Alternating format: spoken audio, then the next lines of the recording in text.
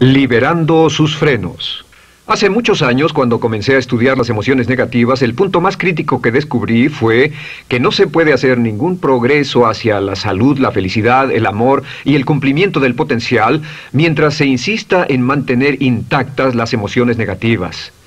Y lo único bueno de las emociones negativas, si es que tienen algo de bueno, es que las emociones negativas no son permanentes. Lo dice hasta Sigmund Freud, no hay un lugar permanente para las emociones negativas en el subconsciente. En otras palabras, son visitantes indeseados. Son hábitos negativos o patrones de respuesta negativos que pueden eliminarse, y el punto inicial para eliminarlos es entender de dónde vinieron y entender cuáles fueron los factores causales, volviendo a la niñez temprana, que desencadenó el desarrollo de las emociones negativas y nos han dado como adultos una predisposición a ser negativos de una u otra forma. Esto nos lleva al condicionamiento de la niñez temprana. Recuerden que ya dijimos que el punto inicial de los patrones de hábitos negativos compulsivos e inhibitorios era la crítica destructiva.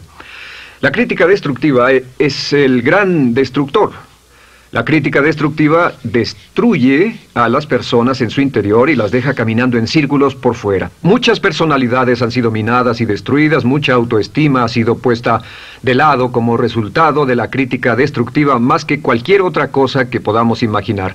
La crítica destructiva es el gran asesino. Ahora, ¿por qué es eso tan malo? Sabemos que los niños en sus primeros años y al ir creciendo tienen una necesidad tremenda de amor y aprobación de sus padres.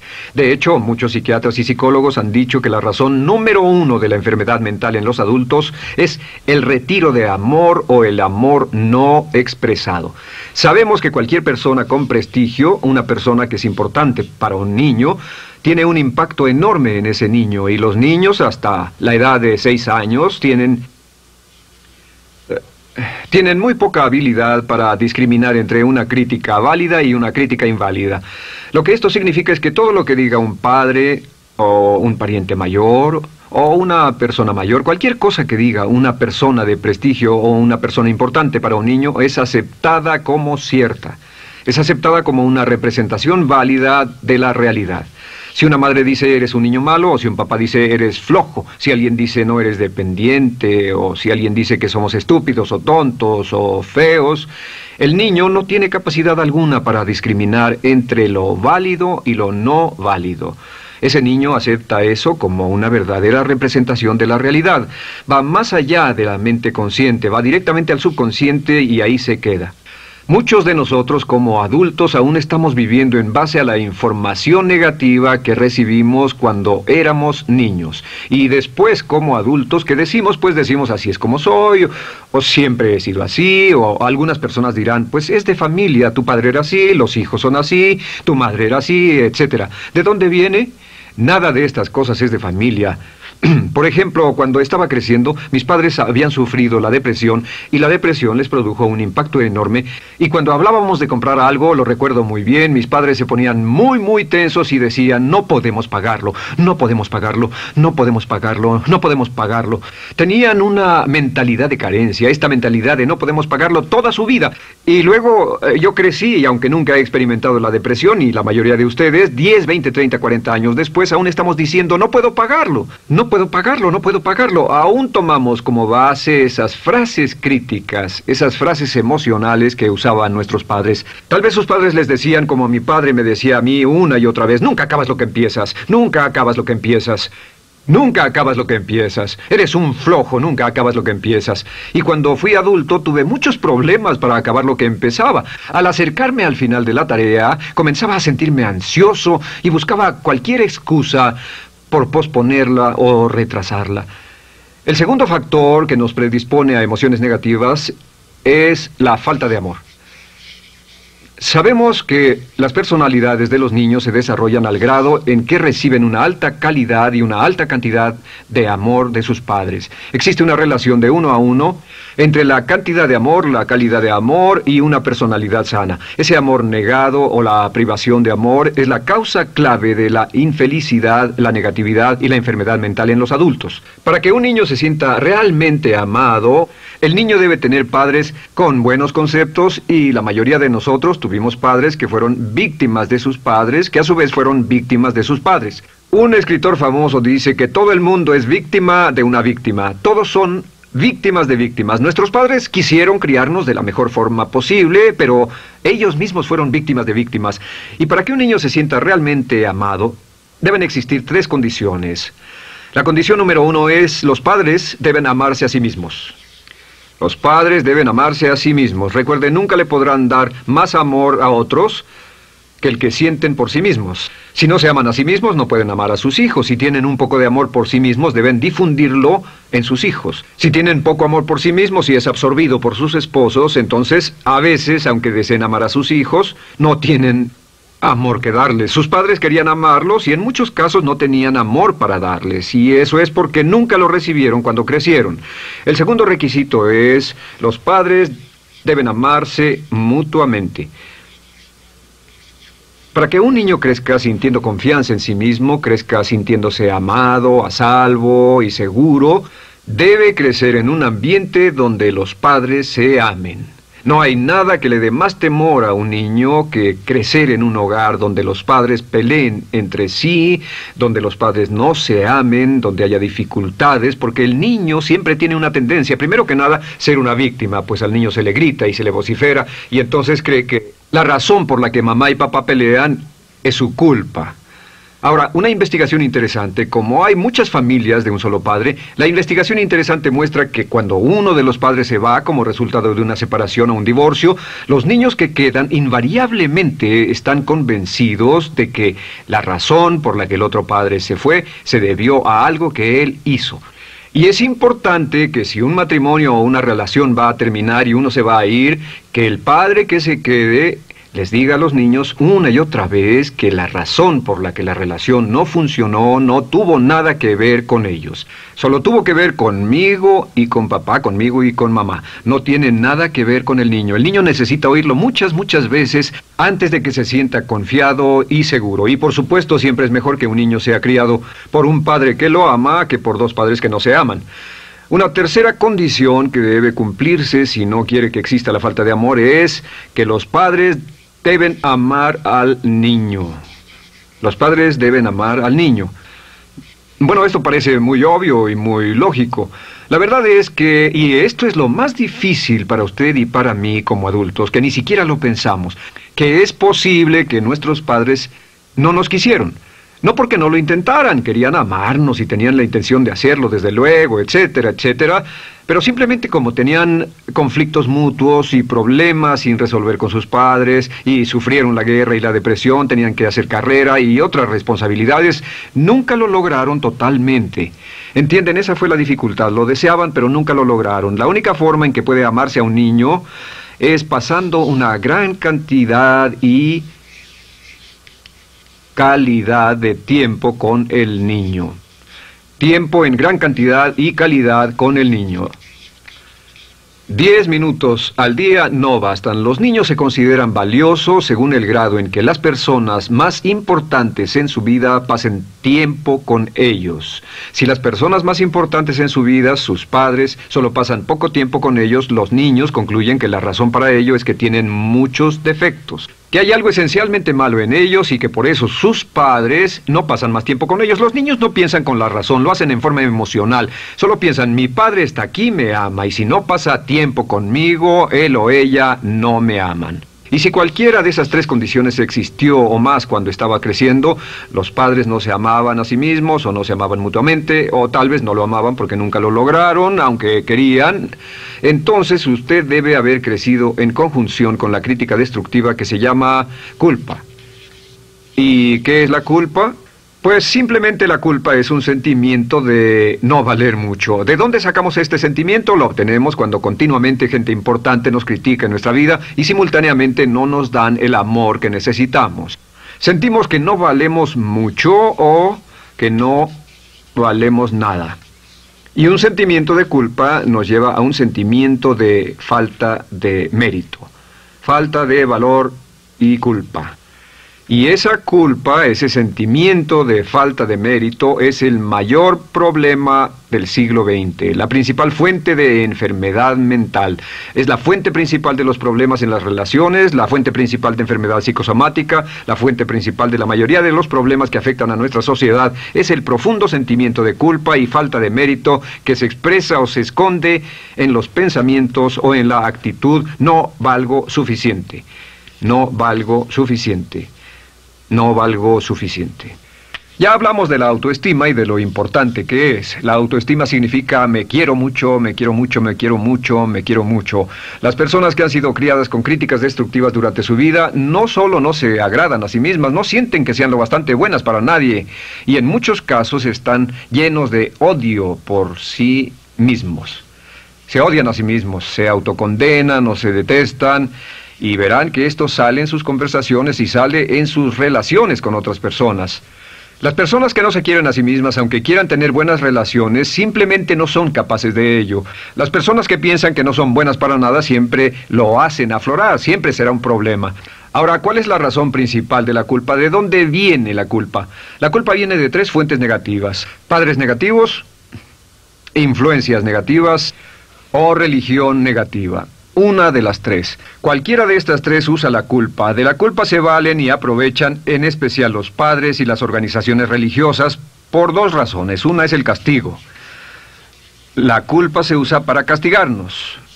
Cuando estamos creciendo, el castigar es la forma más fácil de hacer que uno se sienta mal. Nuestros padres nos hacen sentir mal castigándonos físicamente o sermoneándonos o regañándonos. Y el castigo es una forma muy eficaz de irnos conformando o de conseguir que hagamos lo que los demás quieren. La segunda razón por la que se usa la culpa cuando se practica en forma consciente, y algunas organizaciones la practican así, es para tener más control emocional en especial, porque se puede controlar a una persona emocionalmente con culpa y manipular su comportamiento. Hay muchas organizaciones que usan la culpa como una herramienta de control y manipulación. Si puede controlar a las personas con suficiente fuerza y en forma emocional, puede conseguir su dinero, puede conseguir su tiempo, puede conseguir su compromiso, demandar sus recursos, etc. Muchas organizaciones usan la culpa para aplicar un castigo. Muchas organizaciones de caridad que se anuncian por televisión, en especial las de causas benéficas que involucran a niños o a personas incapacitadas, usan un sentimiento de culpa. A usted le va tan bien que debe sentirse culpable por estas personas que sufren. O envíenos algo de dinero y eso se encargará de su culpa por un momento hasta que lo incluyamos en nuestra lista de correo, etc. Y la culpa es un estándar. ¿Por qué se usa tan comúnmente? Pues primero que nada porque casi todos nosotros la tenemos en mayor o menor grado. Y número 2, es fácil. La culpa es fácil. ¿Por qué nuestros padres la usan con nosotros? ¿Por qué nuestras madres la usan con nosotros? Nuestras madres pueden controlarnos con la culpa en un cuarto repleto. Nuestra madre puede controlarnos a miles de kilómetros por teléfono. Los padres usan la culpa en sus hijos porque sus padres usaban la culpa en ellos y así sucesivamente. Es lo más fácil. No existe un esfuerzo físico. Puede hacerse con una mirada o de reojo o una palabra. Ya sabe que las personas siempre buscan lo más fácil. Esté alerta. Ustedes han sido criados en un ambiente donde se les ha hecho sentir culpa y casi todos lo vivimos. Debemos entender que la culpa es como una letrina o bacterias emocionales negativas que se colocan en la raíz de su psique o su subconsciente y activan todas las demás emociones negativas: furia, odio, envidia, resentimiento, frustración y duda, temor, etcétera. Las crea y las activa a todas, y la forma para en realidad deshacerse del centro es exorcizarlo, extirparlo. Y es lo que vamos a hacer el resto de esta sesión. Primero, ¿cómo podemos saber si nos criaron con sentimientos de culpa? Bien, a esto le llamamos la manifestación adulta de la culpa.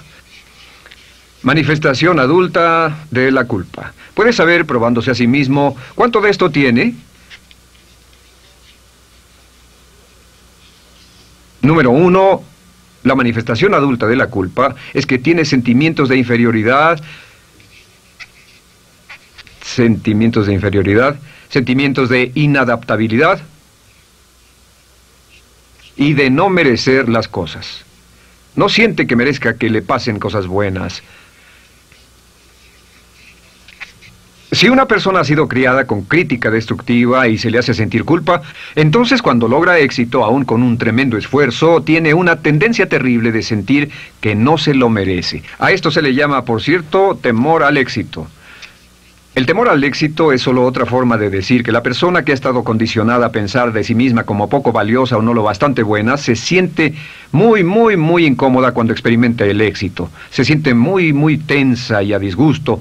Realmente si sienten demasiada tensión, comienzan a aspirar cocaína, a beber demasiado alcohol, se enredarán en comportamientos autodestructivos, tendrán una sensación tremenda de ansiedad, como si alguien fuera a descubrir algo de ellos. Hay un libro en la librería que dice, si me está yendo tan bien, ¿por qué me siento como un impostor?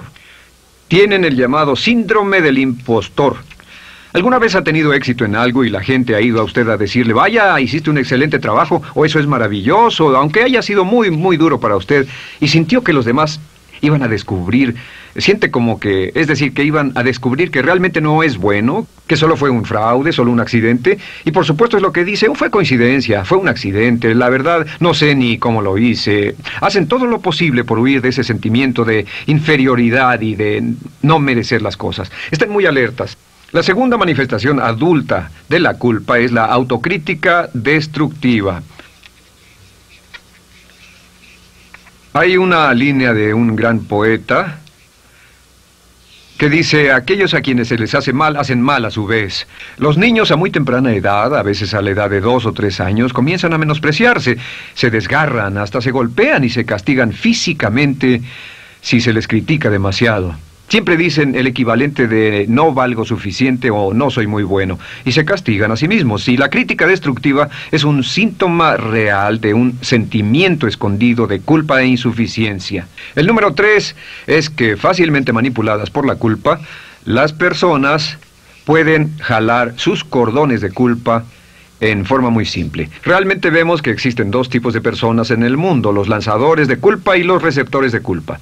Invariablemente, estas personas se atraen mutuamente. Y por supuesto el lanzador de culpa es la persona que se identifica con el padre que lanzó la culpa y el receptor es la persona que se identifica con el que atrapó la culpa. Pero los lanzadores y los receptores de culpa se unen, se equilibran perfectamente, se establecen y forman una nueva generación de lanzadores y receptores de culpa. Podemos decir que usted es fácilmente manipulado por la culpa, porque ha estado muy bien condicionado. Su jefe puede tirar de su cordón de culpa, una persona en un autobús puede tirar de su cordón de culpa, una sobrecargo puede tirar de su cordón de culpa. Esté muy alerta a esto.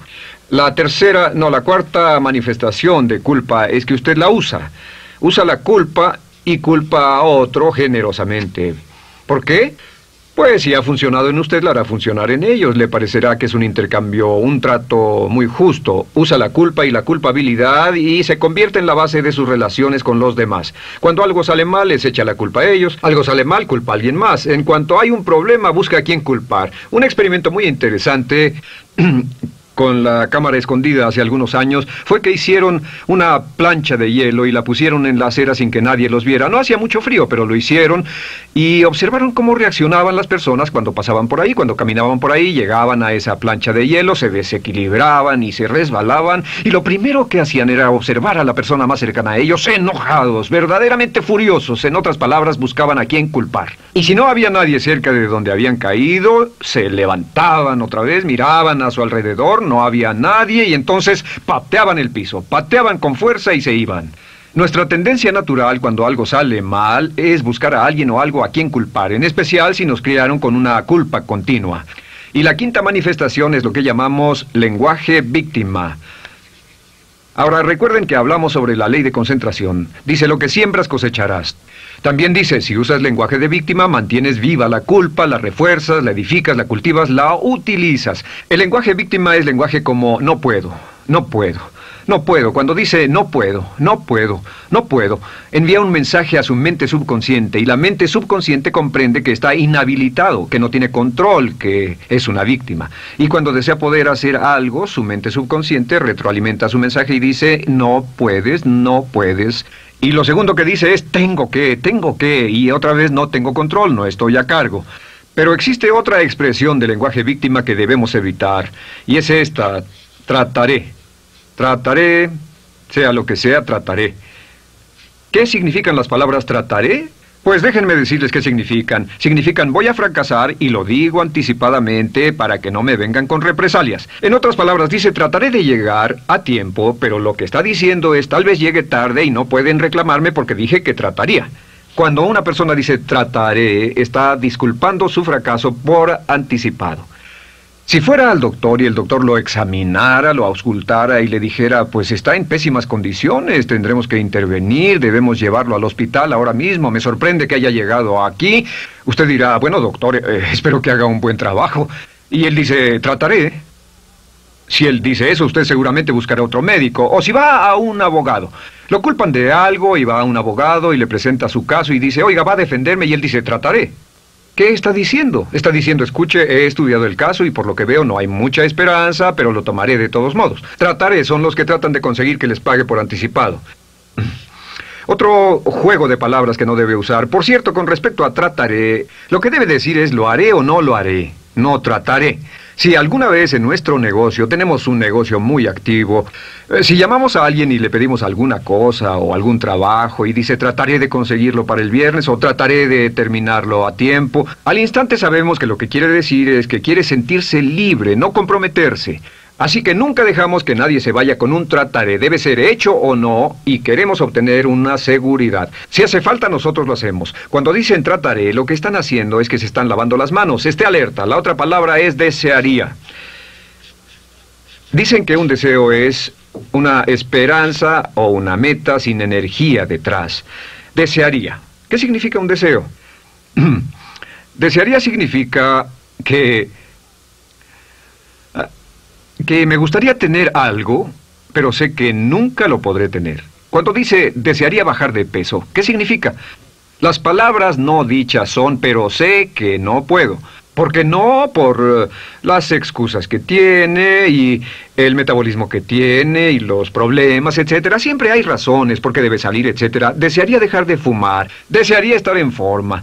Desearía, desearía, desearía. Cuando usa la palabra desearía, le muestra al subconsciente que esto es algo que no cree que le sea posible lograr o adquirir.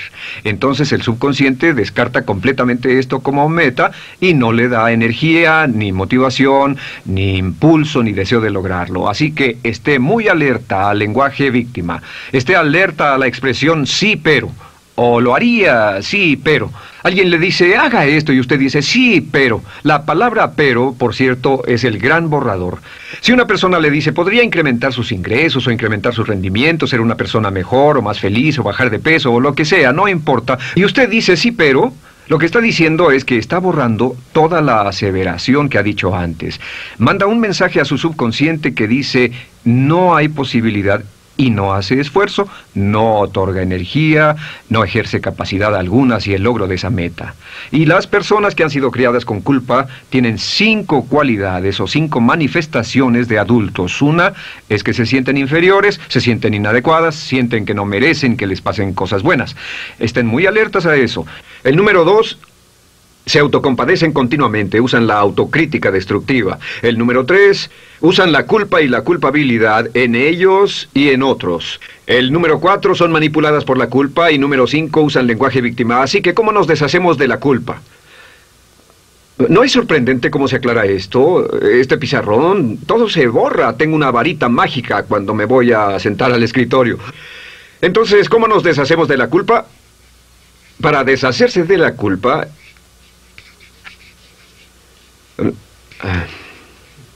este es el proceso. Tiene algunos pasos importantes. Número 1, el primero de la lista, elimine la autocrítica. Elimine la crítica autodestructiva. En otras palabras, nunca diga nada destructivamente crítico de usted mismo. No lo diga. Esta es la regla básica. El subconsciente acepta lo que diga usted como cierto, como un mandato. Así que no diga nada de sí mismo que no desee sinceramente que sea cierto. No diga estoy cansado, estoy gordo. No diga no puedo o debo. No diga nada a menos que quiera que sea cierto. Las palabras que van después de la palabra yo son las palabras que su subconsciente registra como mandatos, excepto cuando dice yo desearía o lo intentaré. Así que elimine la crítica destructiva. Siempre hable en términos positivos sobre usted. Me gusta mi persona, puedo hacerlo, lo haré, escogí hacerlo, pero nunca diga no, no puedo. Número 2 es no dejarse manejar por la culpa. Rehúse ser manejado por la culpa. Porque cada vez que le permita a alguien que lo manipule por la culpa, ¿sabe qué pasa? Refuerza y hace más poderoso el efecto de la influencia de la culpa en su vida.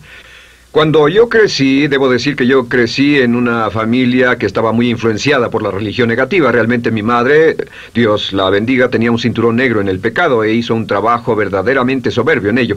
Y yo tardé en sobreponerme. Cuando me casé con Bárbara, ella también venía del mismo tipo de familia y recapacitamos. Hay una hermosa respuesta cuando uno de los dos caía de nuevo en los viejos patrones. Decía, no tratas de hacerme sentir culpable, ¿o sí? No tratas de hacerme sentir culpable, ¿o sí? Solo diga, no tratas de hacerme sentir culpable, ¿o sí? Y no deje que las personas lo manipulen usando la culpa. El número 3, no use la culpa o la culpabilidad y anuncie que no va a usarla. No la use en otras personas y permita que sus hijos o su cónyuge digan lo mismo. No tratas de hacerme sentir culpable, ¿o sí? Repítalo una y otra vez. Y si la otra persona le dice, eso es lo que trato, contéstele, no va a funcionar. Y no funcionará. Es que la culpa solo funciona mientras usted no sepa que está siendo usada en usted. El número 4 es lo que llamamos la ley del perdón. Es la más importante de todas. Realmente es el centro, es el meollo de toda esta sesión. La ley del perdón simplemente dice que usted está sano mentalmente hasta el grado en que pueda perdonar libremente y olvidar las ofensas. Que su habilidad para perdonar a los demás es la clave que determina su felicidad y su éxito en la vida. Su habilidad para perdonar a los demás es la única forma de eliminar la culpa. Su disponibilidad para perdonar a los demás y olvidar ofensas es el determinante más importante de si usted está o no totalmente integrado y es un adulto que funciona como ser humano. Porque la tendencia de culpar y de guardar rencores es una tendencia patológica infantil que la poseen todas las personas que están enfermas mentalmente. La habilidad para olvidar, para perdonar libremente, es la marca del ser humano realmente iluminado. Ahora, acepte eso como real. Hay 4 personas a las que debe perdonar. Número 1, perdone a sus padres. Perdone a sus padres por todo lo que le hayan hecho para herirlo. La mayoría de nuestras investigaciones muestran que casi todos nuestros problemas como adultos se remontan a no estar dispuestos o no poder perdonar a nuestros padres por algo que hicieron que nos hirió. Perdónelos un 100%, escríbales, llámeles por teléfono, dígales, o cuando menos perdónelos en su corazón, pero perdone a sus padres. Número 2, perdone a los otros. Perdone a todos los demás. Perdone a todos los que lo hayan herido de algún modo, por cualquier cosa, y déjelo así. Ahora, hay muchos que dicen no puedo perdonar a esa persona por lo terrible que me hizo. Pero recuerde esto, el perdón es perfectamente egoísta. El perdón no tiene nada que ver con la otra persona, solo tiene que ver con su paz mental y con su propia integridad mental. Número 3, perdónese a sí mismo. Perdónese por todas las cosas débiles, tontas, insensatas y estúpidas que haya hecho, porque todas las personas han hecho cosas tontas, insensatas, estúpidas y ridículas, pero perdónese en un 100%. Y finalmente, la última parte de esto, si ha hecho algo que hirió a alguna persona, vaya a disculparse. Es sorprendente el hecho de vidas que se arruinan año tras año por personas que no tienen la fortaleza intestinal, las agallas y el valor para decir lo lamento. Una de las cosas más importantes es desarrollar carácter hasta el grado en el cual hacemos las cosas que son muy difíciles para nosotros, hasta el grado en el cual hacemos las cosas que sabemos que están bien, aunque sean difíciles, en especial cuando son difíciles emocionalmente. Y la clave para deshacerse de la culpa, la clave para ser una persona total y completamente positiva, es perdonar a los demás. Perdone a las personas con quienes ha sostenido una relación. Perdone a sus jefes anteriores. Perdone a los amigos que lo han herido. Perdone las inversiones que estuvieron equivocadas. Perdone a los jefes que lo despidieron. Perdone a sus padres. Perdone a todo el mundo. Desarrolle una actitud hacia la vida con la que rehúsa guardarle rencor a los demás. Solo repita una y otra vez: los perdono a él o a ella por todo. Los perdono por todo. Los perdono por todo. Y eso es todo. La clave para librarse de las emociones negativas es rehusarse totalmente a continuar con cualquier situación negativa. No olvide que es un acto muy egoísta y será tan egoísta como usted quiera. El acto del perdón lo libera y libera a la otra persona y le garantiza que se moverá rápidamente hacia el cumplimiento de su potencial.